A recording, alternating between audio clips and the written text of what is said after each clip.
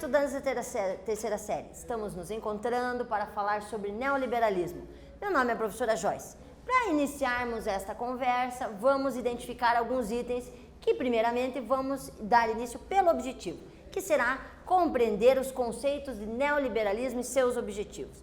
Dentro desse quesito, esta imagem aqui aparece para dar uma noção a você de que vamos falar em algumas coisas ligadas a direitos, organização de deveres, mas principalmente do setor econômico e como é que ele se organiza num contexto atual. Para identificar isso, obviamente, vamos partir de uma premissa do conceito do neoliberalismo e o seu funcionamento. O conceito neoliberal, ele é algo bem atual. Ele remete principalmente ao século XX e ele vai estabelecer uma nova forma de organizar política e economia. Mas por que veio esse neoliberalismo? A situação vem de uma organização geopolítica. A ideia de geopolítica é literalmente entender como é que se organizam, e até por isso a escolha dessa imagem, a formatação da distribuição econômica no planeta. Como é que se dividem mercados, como é que se observam fontes energéticas, como é que as empresas se organizam e gradativamente dentro do sistema capitalista, que se iniciou a partir do século XV, a gente observa que várias foram as fases de movimentação econômica para se chegar no atual sistema neoliberal. Esse sistema neoliberal tem como característica principal o Estado mínimo. E o que é o Estado mínimo? É uma localidade política com a mínima orientação e organização, ou melhor dizendo, intervenção do Estado. Então é o Estado, no que diz respeito a governo, identificando-se no mínimo possível com a economia, para somente intervir quando há uma necessidade visível, estipulada principalmente através de crises. Mas vamos observar em termos conceituais.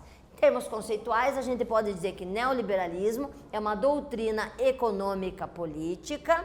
Ela defende uma intervenção mínima do Estado na economia, entendam como Estado essa matriz de organização, fiscalização e controle, e isto vai promover o quê? Um mercado com capacidade de autorregular-se. Então, esta liberdade promoveria ou promove uma autorregulação no mercado e que o Estado fiscalizaria, orientaria, gerenciaria para somente em épocas de crise visíveis e comprovadas, entrasse literalmente no cenário e agisse. Uma das possibilidades que aconteceram já no período em que vivemos, do século XX, foi a crise do petróleo em 1970. Então, a crise do petróleo em 1970, ela provocou uma corrida desenfreada a mecanismos de regulação interna. Por quê? Porque o petróleo tem um apelido bem pitoresco, o ouro negro, destacando que todos temos uma primazia, uma necessidade fundamentada nesse recurso energético. Produção de plásticos, produção de gasolina, óleo diesel, materiais usados em vários níveis, cosmético, indústria, construção, ou seja, literalmente é um mecanismo e um produto usado em larga escala. Quando começou a dar sinais de carência, o mundo colapsou, foi a crise de 1970. E isso, obviamente, vai ter uma resposta rápida. Por quê? Porque o governo aí preparou-se isso. Falo governo, estou me referindo ao governo mundial, aos governos como um todo, e se organizaram no restabelecimento e na busca de fontes alternativas. Então, década de 70, literalmente é embasada por essa busca por fontes alternativas que foi provocada pela crise do petróleo. Ok? Para isso, vamos fechar esse pequeno bloquinho com um quiz. Nele, a gente tem o seguinte: podemos definir como neoliberalismo. Letra A, teoria política que defende a intervenção mínima do Estado na economia. B, teoria política que prevê o Estado socialista. Ou letra C, teoria política que defende a intervenção máxima do Estado na economia. Marque a alternativa certa, voltamos já já.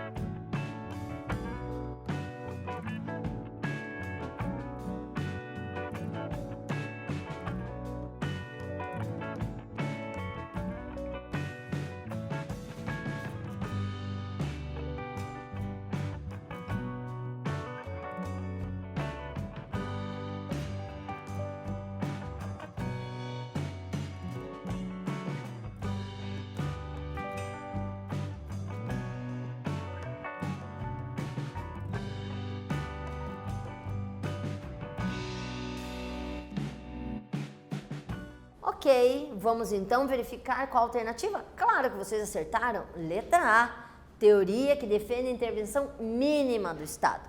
A segunda fala em socialismo, hoje não temos mais um bloco socialista, só durante a Guerra Fria. E aqui fala em intervenção máxima do Estado, também não encaixa.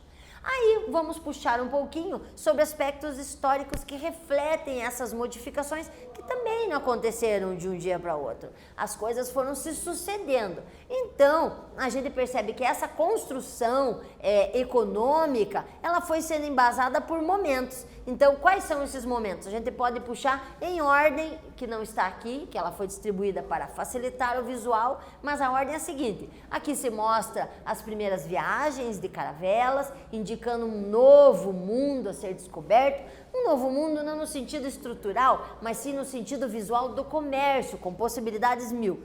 À medida que esses lugares foram sendo cada vez mais utilizados, obviamente recursos foram sendo utilizados, descobertas foram sendo provocadas, mecanismos foram sendo inventados. E aí vamos ter um momento industrial no planeta. Finalizando com a trajetória mais atual, onde nós vemos um mundo mais informacional. Então, esses mecanismos, nós temos que ter a noção de que eles foram se sucedendo. E esta organização foi possibilitada por muitos outros mecanismos, que hoje são o neoliberal. Mas se nós olharmos e fizermos uma retrospectiva, não era assim. Por isso é importante revisarmos. Nesta revisão, com certeza já visto em outros momentos, você percebe que o capitalismo teve um primeiro momento comercial, onde se estabeleceram trocas nessas relações comerciais. Até tinha um nome específico chamado escambo.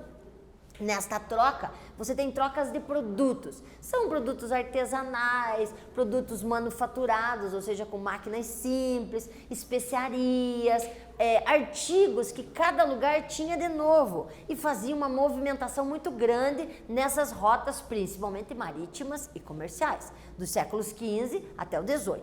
No século XVIII, a gente já percebe uma nova força motriz, porque se verifica a possibilidade de produzir em larga escala. Essa é a principal diferença. No capitalismo comercial, a produção existia, mas era em pequena escala. Agora não. Vamos imaginar um momento em que todos estão concentrados em um lugar e produzem juntos, ganhando rapidez, aperfeiçoando técnica, melhorando o produto final e, obviamente, tendo uma quantidade maior. E isso características dos séculos XVIII até o finalzinho do XIX e XX. E isso, logicamente, conhecido como capitalismo industrial. Teve uma grande revolução nesse sentido, provocando alteração no nosso dia a dia, sistemática industrial, entre outros. Para fechar esses dois momentos da nossa revisãozinha rápida do entendimento neoliberal, vamos para marcar a alternativa correta. Diz o seguinte: indique a alternativa que está associada ao capitalismo industrial. Letra A, período conhecido como grandes navegações. B, popularização da máquina a vapor, até tem o nome da pessoa, James Watt, durante o século XVIII. Ou a letra C, especulação financeira e comercialização do dinheiro. Voltamos já já.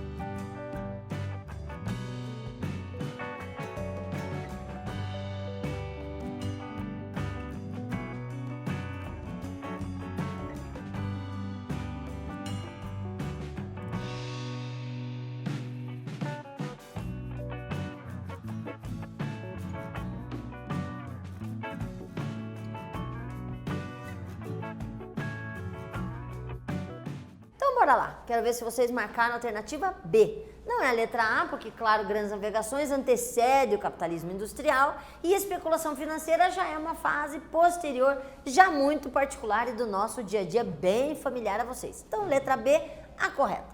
Nessa continuação, puxando o link da pergunta, que usa essa especulação financeira, entramos nesse período chamado capitalismo financeiro, que literalmente coloca não sendo mais o produto final como sendo o ator principal da novela. Agora a novela tem como ator principal o dinheiro, o capital. E se ganha dinheiro com dinheiro nesse período chamado capitalismo financeiro. Claro que você tem uma construção muito grande das indústrias bancárias, até vamos usar esse termo, parece estranho, mas você tem que pensar que o banco é uma indústria que faz com que o dinheiro literalmente renda em termos de valor monetário e ela vai acontecendo gradativamente com a inserção de mecanismos como bolsa de valores, mercado de bolsas de valores ligadas à tecnologia, bolsas de valores ligadas à área agrícola, por exemplo, que vocês já devem ter ouvido falar o termo commodities, que daí entra só mercado ligado ao setor agrícola, mas literalmente é dinheiro pelo dinheiro. E isso vai se estender também do século XIX e século XX até o momento em que nós estamos inserindo. Nesse quesito de orientação econômica, a gente tem que ver como é que encaixa as fases do capitalismo com as economias. Então, nós fizemos uma retrospectiva histórica, mas observe, quando falamos em capitalismo comercial,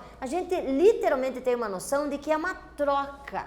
Não existe, em nenhum momento eu falei do Estado regulando. O que existe são, em termos protecionistas, o comércio entre a colônia e a metrópole. Mas em nenhum momento você percebe um controle do produto. Isso não vai acontecer e vai ser conhecido como um processo chamado liberalismo. E ele vai acompanhar todo o capitalismo comercial, ainda sem esse nome, vai ter a partir do capitalismo industrial o nome liberalismo e vai chegando até meados do século XX. Meados não, um terço do século XX. Em 1929, bem no meio entre a Primeira e a Segunda Guerra Mundial, você percebe que aqueles principais atores do veículo capitalista começam a sofrer, que eram os europeus na Primeira Guerra Mundial. Quem tinha sobrado? O outro motor do capitalismo bem imponente da época, Estados Unidos da América. Mas Estados Unidos da época teve uma superprodução e em 1929 não deu conta. Foi a chamada quebra da Bolsa de Valores. Então, literalmente, você olha para a crise de 29 e entende como não só uma crise, mas sim um símbolo para, literalmente, embasar estudiosos a dizer o seguinte: o liberalismo não é bom. O Estado precisa organizar o comércio. O Estado precisa controlar. Por quê? Porque dentro dessa liberdade total não tem política de intervenção, não tem como impedir a chamada especulação monetária e isso tudo vai fazer com que a gente literalmente vá à falência. Por esta razão, esta imagem aqui mostrando o reflexo disso, desemprego, ausência de produtos, fome, miséria, uma série de itens podem ser levantados. E aí vem muito forte estudiosos defendendo que nós temos que buscar um bem-estar social. Esse bem-estar social seria assegurado por uma política econômica não liberal, mas sim uma política de intervenção do Estado. O Estado seria aquele que ia garantir emprego, garantir bons salários, garantir estrutura social e que, logicamente, ia fornecer uma estrutura mais sólida para o país. É o chamado keynesianismo, identificado por um presidente chamado John Maynard Keynes, que defendia toda essa trajetória aqui. Para isso, vamos ver se vocês entenderam o que falamos até agora com a seguinte frase, que é analisada da seguinte maneira. Analise a frase a seguir e identifique se ela é falsa ou verdadeira. Então, você vai ler a frase, analisar e vai me dizer se ela é falsa ou verdadeira. Durante o capitalismo financeiro, houve uma grande expansão das instituições financeiras que produziam bens de consumo e comercializavam com a população em geral. Analisem, vejam direitinho, voltamos já já.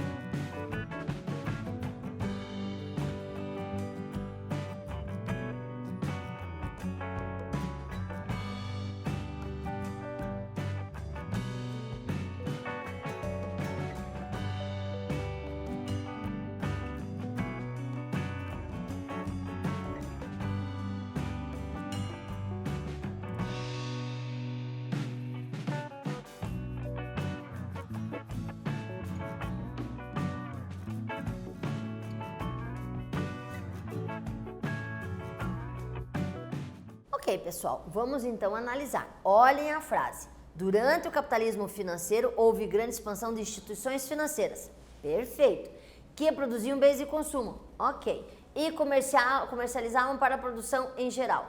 Será que comercializavam para a população em geral? Então, na verdade, o que a gente percebe é que não. Dentro do capitalismo financeiro, essa comercialização ela não ocorre da mesma forma. Porque dentro do capitalismo financeiro, o principal foco é dinheiro pelo dinheiro.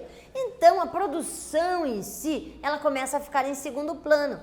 Literalmente, você percebe isso quando você conversa com pessoas ligadas à indústria e eles falam o seguinte discurso: olhe, para ganhar dinheiro não é necessário produzir mais, e sim otimizar custo. Isso é uma coisa do capitalismo financeiro, porque do capitalismo comercial ou início do industrial era o volume de produtos que garantia ganho. Hoje não, hoje é você literalmente otimizar o tempo de serviço, a rotatividade, a organização do serviço, a qualidade e principalmente a seriação dos produtos. Isso é que garante rentabilidade ao final do processo. Então, dessa forma, você percebe que o capitalismo financeiro, ele começa a dar uma noção diferenciada ao discurso, que era keynesiano.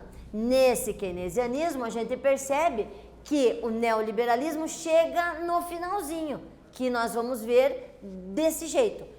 O neoliberalismo, ele mostra as suas facetas quando o keynesianismo, passado por aquele momento de namoro inicial, onde as empresas estatais ganharam muita repercussão e organizaram o sistema, passaram a mostrar uma realidade decorrente do processo, que é um processo ligado à morosidade, à burocracia e que vai totalmente contra o viés capitalista, que quer agilidade, quer rapidez, quer fluidez. E aí as pessoas keynesianas começaram a discutir uma nova forma. E aí a pergunta era: como fazer? Voltar ao antigo liberalismo total? Não. Então se percebeu um meio termo. E aí vem a palavra neoliberalismo. É a nova forma de organizar aquele antigo mecanismo liberal. Nem tão lá e nem tão cá. Vamos fazer um Estado mínimo que organize, oriente, fiscalize e só regulamente em épocas específicas ligadas à crise, ok? Bom, na retomada, obviamente, vimos um pouquinho do conceito neoliberal, vimos as fases e uma das crises envolvidas nesse esquema. Espero que tenham gostado. Nos vemos a seguir. Até mais.